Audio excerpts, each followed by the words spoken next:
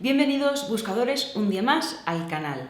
En este vídeo volvemos a los lenguajes de interrogación y a las ecuaciones de búsqueda. Volvemos a cómo se utilizan todas las herramientas OSINT que vamos conociendo, todas esas bases de datos que vamos conociendo y tenemos que saber cómo usarlas desde su base. Dentro vídeo.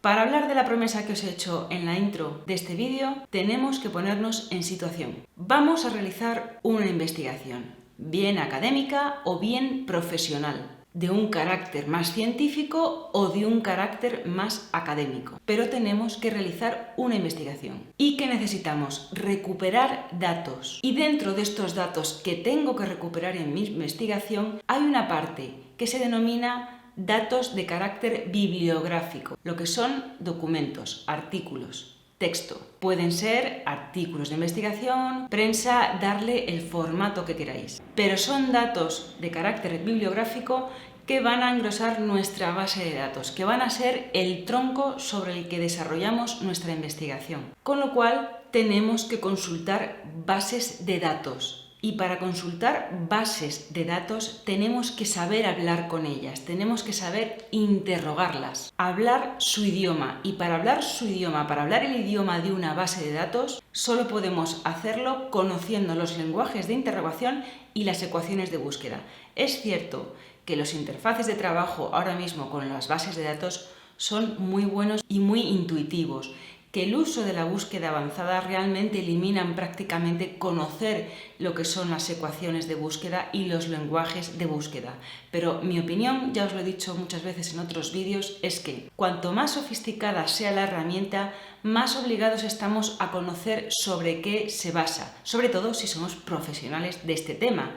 ¿Por qué? Porque solo así podemos sacarle todo el potencial. Si nosotros vamos a utilizar de manera muy tangencial una base de datos, bueno, pues con saber lo más rápido posible cómo llegar al dato que necesito, mejor. Pero si mi actividad es científica, académica, investigadora, cuanto más sofisticados vayan siendo, que lo son las bases de datos, más estamos obligados a conocer las bases sobre las que se asienta. El ejemplo más claro es siempre lo encuentro con la fotografía. Un buen fotógrafo utilizará las mejores cámaras, los mejores software de edición, pero tienes que conocer cómo funciona la luz a través de esa supercámara. Tienes que saber cómo se filtra mejor una luz u otra. Pues con esto igual. Hablo siempre de conocer las bases. Insisto, si somos profesionales de este tema y queremos ser buenos profesionales en este tema. Así que ya vamos a ver exactamente a qué me refiero. Vamos a ir de más a menos. En primer lugar tenemos lo que se denominan los lenguajes de interrogación. Los lenguajes de interrogación es la forma que tenemos de interrogar a una base de datos cuyos datos están almacenados de manera estructurada, de manera organizada. Y esa misma estructuración hace que necesite formular un tipo de pregunta para que nos dé exactamente el tipo de dato en la casilla que sea, imaginaros esa gran base de datos y esa gran estructura que tiene. Pues tendremos que saber formular la pregunta para que pueda hacer las combinaciones necesarias para recuperar la información. Es lo contrario al lenguaje natural. El lenguaje natural es tal y como nos expresamos y tal y como hablamos, pero si nosotros le metemos en una barra de búsqueda a una base de datos una consulta en lenguaje natural, la base de datos nos va a devolver lo que en documentación se denomina ruido, que es mucha información pero ninguna exacta o lo más exacta posible a la necesidad que tenemos. Con esos lenguajes de interrogación formamos lo que se denominan las ecuaciones de búsqueda. Las ecuaciones de búsqueda las vamos a usar no solo para interrogar a esas bases de datos, sino que también las vamos a utilizar en un buscador, que no deja de ser una gran base de datos, una gran pasarela a muchas bases de datos. Los lenguajes de interrogación y sus ecuaciones de búsqueda los usamos para interrogar directamente a Google o a la base de datos específica y científica con la que tenemos que hacer nuestro proyecto de investigación. Por eso un buen investigador tiene que saber cómo utilizar estas herramientas. En el caso de Google, que es el buscador que seguramente utilizaremos todos como primera puerta para acceder a esos datos, Estas ecuaciones de búsqueda se denominan los Google Docs. Y ahora os recuerdo que tengo una lista de reproducción sobre Google e investigación en la que he hecho vídeos específicos sobre Google Docs. Podéis consultarlos y podéis verlos como complemento a este vídeo si os interesa el tema. Las ecuaciones de búsqueda se componen básicamente de 3 elementos: de palabras clave, de operadores y de signos tipográficos. Las palabras claves son las materias, los términos que delimitan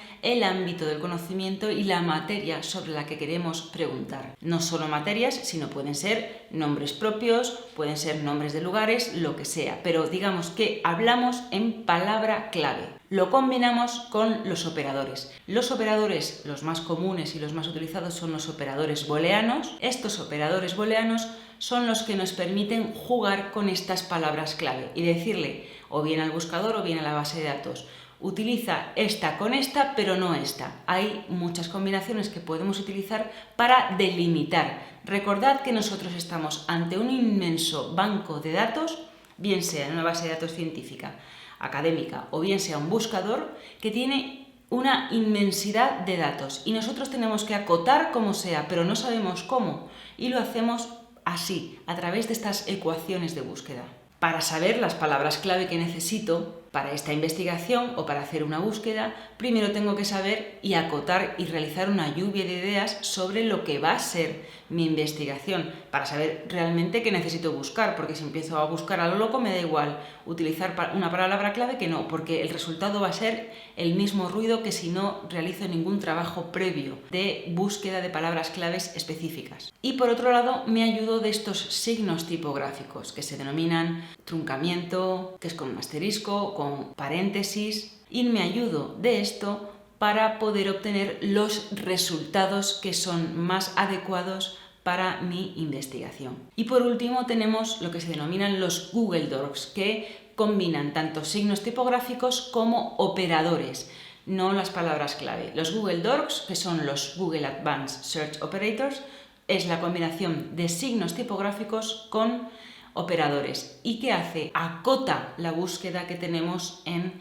Google cuando tenemos que realizar una investigación.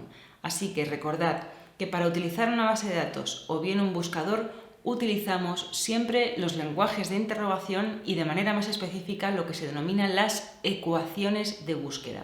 Así que espero que os sea de ayuda estos pequeños tips que os he dado para realizar investigaciones.